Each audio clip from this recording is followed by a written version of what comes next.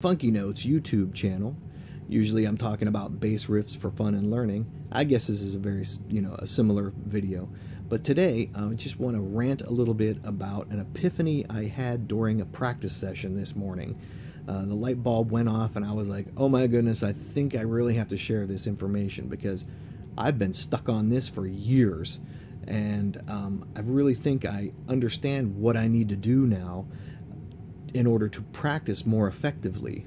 It's taken me a long time to realize this. I just realized it today, and I won't tell you how long I've been practicing or playing. So, it was inspired by a few things. The comments section of a Jens Larsen guitar tutorial on YouTube. Check out Jens, he's great. Also, Jeff Berlin, all of his tutorials, mostly every single one will mention the difference between practice and performance, and also a book called Drawing on the Right Side of the Brain. All three of these things popped into my head this morning during practice, and I was like, oh my goodness, I can't believe I'm just now realizing this.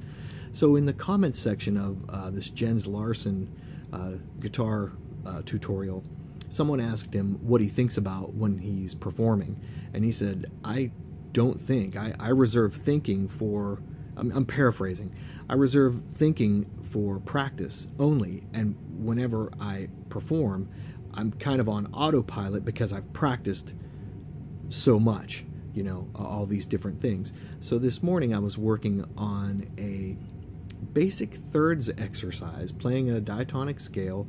I was doing major scale, harmonic, and melodic minor, and playing those scales broken up in thirds. If you can check out there are probably hundreds of YouTube tutorials on how to play a scale in thirds, but I was doing it with different permutations, ascending while ascending, ascending while descending, descending while ascending, ascending then descending, up one, down the next, and just in thirds, just really basic. And like I said, the concept is simple, but the execution of that you really have to think about if you've never done it before. So I was working through this, and I noticed whenever I got to a certain level of confidence in the particular permutation that I was working on, my thinking brain would shut off, and I would go into what some people, or what I call, the zone, where you're not thinking.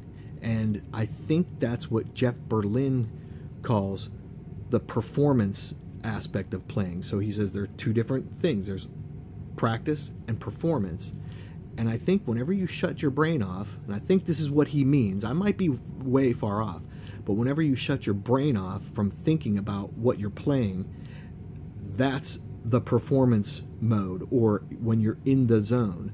And I'm sure that's what, pretty certain that's what Jens Larsen was talking about in his response, that you, when you're practicing, you should be thinking, and when you're performing, that should be turned off because you should have gotten all that practice out of the way.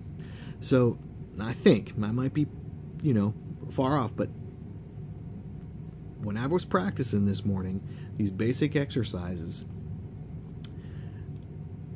I would get to that certain level of confidence, my brain would kind of automatically shut off, I would go into non-thinking brain, and that's when, first of all, errors would happen.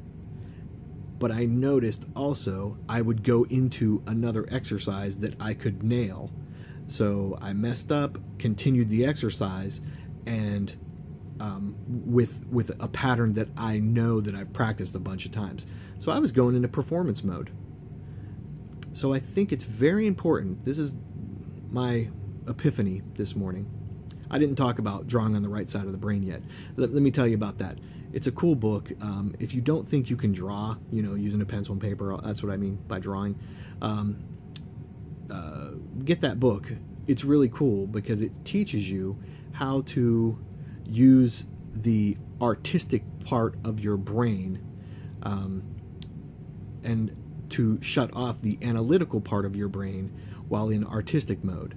So, I think people who draw tend to turn off that thinking analytical brain, or can, and use relationships more effectively to represent what they see, and then to transfer that onto paper. So it's a really neat book, and I think it's relevant here because it has to do with analyzing and art. It's two different things. So, you know, you have to be in two totally different spaces in your brain to do those two separate things. I think you know, like I said, I might be pretty far off here, but here's what I'm going to try to do from now on while practicing. If I notice I go into the zone or this performance mode, I'm going to pull myself back out of that and only play as fast as I can think. So once I notice I can't think through the exercise, thinking like, say for instance today when I was doing the thirds exercise, if I'm on the root, the interval is a major third, the 2 is a minor third, the 3 is a minor third, the 4 and 5 are the major third, and going through those and thinking, okay, root, minor the major third, 2, minor, you know, and I was actually thinking through those and actually able to get up to a decent speed while still thinking all that stuff. As soon as I got up to a speed where the thinking, like oh, my muscle memory can play this now, I can do this without thinking, I noticed that thinking shut off and I went into performance mode. And like I said, that's where errors in my practice happened, and also I started relying on previous exercises that I know I can nail.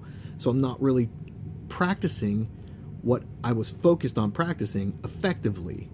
So I think effective practice should not include the zone, or what Jeff Berlin calls the performance of music.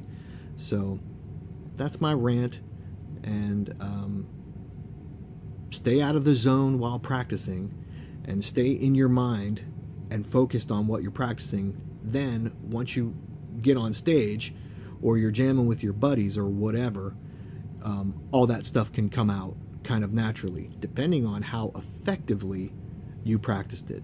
I hope this helps, and I hope it makes sense. Hopefully this video didn't go too long, and enjoy your day.